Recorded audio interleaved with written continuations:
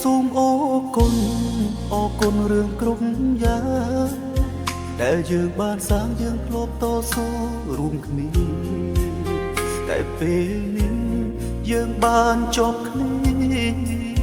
អស់ពេលវេលាមើលថែគ្នាហើយ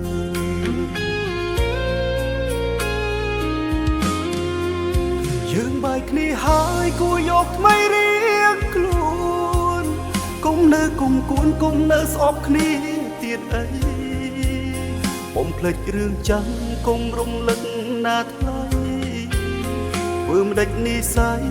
យើងបានត្រឹមនឹងចប់បងនោះខំបងអ្នកខកក៏បានឬទាំងប៉ុន្មានគឺអូនអ្នកត្រូវទាំងអង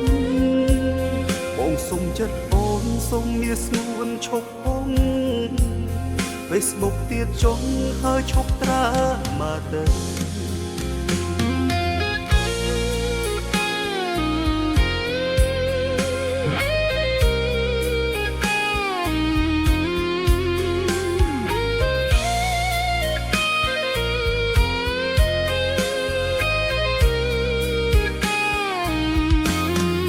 បងសូមអរគុណរឿងគ្រប់យ៉ាង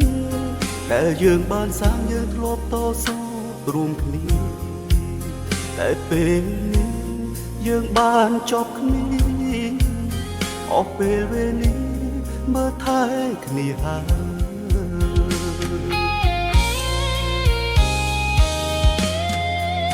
យើងបែកគ្នាហើយគួរយកថ្មីរៀងខ្លួនកុំនៅគុំគួនកុំនៅស្អប់គ្នាទៀតអីភ្លេចរឿងចាំកុំរំលឹកណាថ្លៃ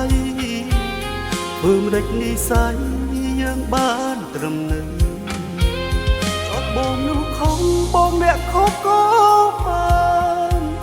រឿងទាំងប៉ុន្មានគឺអូនអ្នកត្រូវទាំងអងបងសុំចិត្តអូនសុំមានស្ងួនឈប់ផង Facebook ទៀតចុងហើយឈប់ត្រាមកទៅគិតថាបងជាមនុស្សមិនល្អហើយទៅចុះអូនអើយទៅរកអ្នកសមនឹងថ្លៃបងមនុស្សអាក្រក់ដូចអូននេះហើយក៏គ្មានអ្វីឲ្យអូនលំឡាខ្ញុំចាំចេញខ្ញុំចាក់ចេញហើយ